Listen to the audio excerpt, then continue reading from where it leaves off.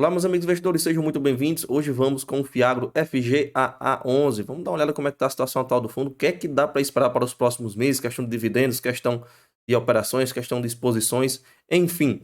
Temos aqui um fundo com uma rentabilidade mensal acima de 1%, número de cotas chegando a quase 51 mil cotistas. Temos uma rentabilidade, comparando com o CDI, de 173% do CDI e uma carteira com 40% dos seus devedores são empresas com rating público, ou seja, são empresas um pouco de um padrão já mais alto, um pouco mais já conhecidas, ok? Duration 2,6 anos, ele vai falar um pouco do panorama setorial, a gente vai avançar essa parte e voltar sobre o ativo em si, ok? E aqui temos então os comentários do gestor, ele vai citar que teve a manutenção da taxa Selic, né, como a gente viu na última reunião, ficou congelado, também vai falar a respeito da taxa de câmbio, isso ele cita inclusive que favorece grande parte dos setores do agronegócio, ele vai até falar que a taxa atingiu as máximas, né, de 5,70.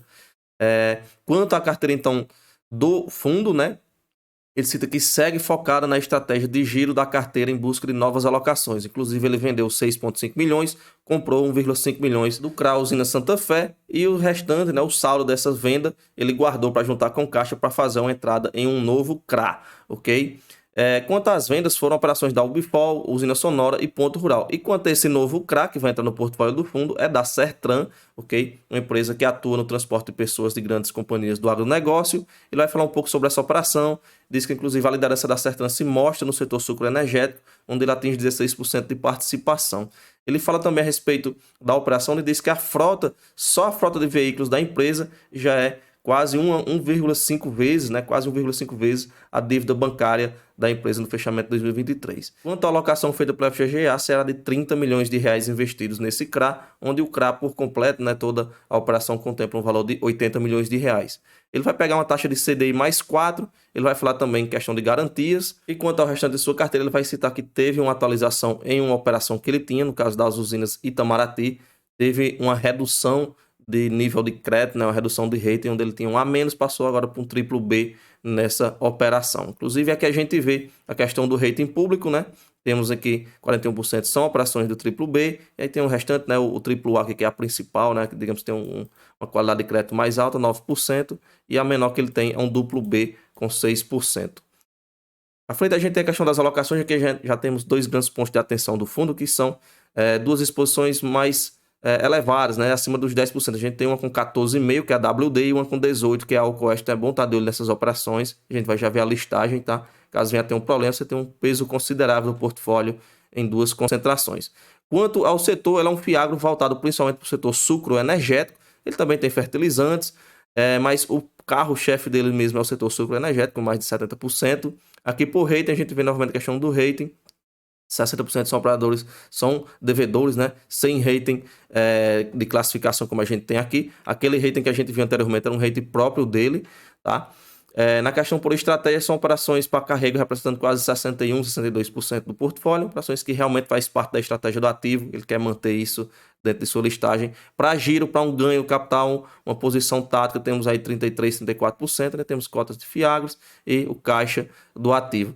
Aqui por alocação a gente tem 93% são CRAs, tem uma parcela pequena de CRIs, ok? Aqui a gente tem por faixa de spread, né? Por taxa média das operações. Pegando aí vai estar distribuído, né? Já a gente vê a taxa média do fundo. Aqui por indexador, quase tudo é atrelado a CDI. Por originação, grande parte das operações, 73%, 74% são de originação própria. A última distribuição dele foi de 10 centavos por cota. A gente vê a rentabilidade caindo conforme vem caindo o CDI, né, que é consequência da Selic. Conforme a Selic vem caindo, ele vem diminuindo suas distribuições ao longo dos últimos 12 meses. Inclusive, falando um pouco sobre isso aqui, a projeção para a curva de juros futura é dela voltar a subir.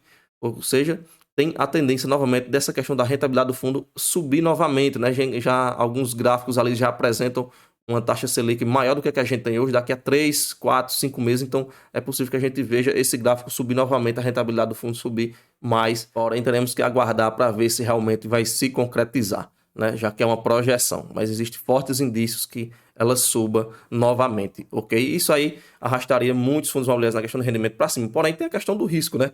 Já que os devedores terão as taxas mais altas para pagar novamente, e a questão da dívida, né?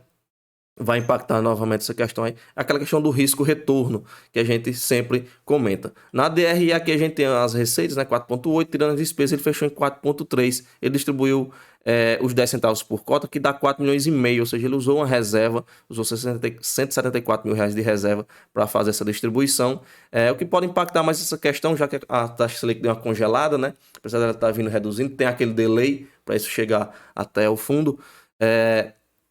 Tem a questão da quantidade de dias úteis, né, que impacta, tem os pagamentos das operações, que algumas são semestrais, outras trimestrais, aí vai variando o regime caixa, né, vai variando o que realmente vai entrando no cofre do ativo, ok? Mas diante do que a gente tem de cenário aqui, tá mais possível que ela mantenha valores aí de 10 centavos para os próximos meses, né, de 9 a 10 centavos, né, caso a curva de juros volte a subir mesmo, né, então, ou seja, caso a projeção se concretize, ok? Melhor falando, tendência de subir, mas vamos aguardar para ver como vai ficar. Vou chutar aí para no próximo anúncio que entregue valores próximos a esses 10 centavos, tendo em vista o que a gente comentou. Liquidez atende àquele 1 milhão que a gente tem como valor base, né? 1,2 milhões de reais negociados por dia. O número de cotistas vem crescendo, quase 51 mil cotistas, como já vimos. Aqui a gente tem alocação por estado, São Paulo é o principal. Na questão da carteira, a gente já viu as disposições, né, da Alcoeste, então é bom estar de olho nessa operação. Temos aqui uma taxa de CDI mais 4,5 e outra com CDI mais 5. Temos mais outras Alcoeste. Uma vai estar aqui a CDI mais 3,5, mas outra é CDI mais 4,5. Quanto a WD, que também representa uma posição considerável, taxas aí de CDI mais 2,25, chegando até CDI mais 7,65, que já é uma taxa já bem mais agressiva. Então é bom estar de olho nessas operações, caso venha ter um problema, né, seria um impacto considerável no portfólio do ativo. Ok? Algumas outras vão se repetir, mas aí pesos abaixo dessas que a gente viu. Mais à frente a gente entra no detalhamento das operações. É um fiagro voltado principalmente para o setor sucro-alcooleiro, como a gente viu. Beleza? Se inscreve no canal, deixa aquele like no vídeo, participa do grupo Telegram, o link vai estar na descrição. Isso foi tudo, nos vemos no próximo e valeu!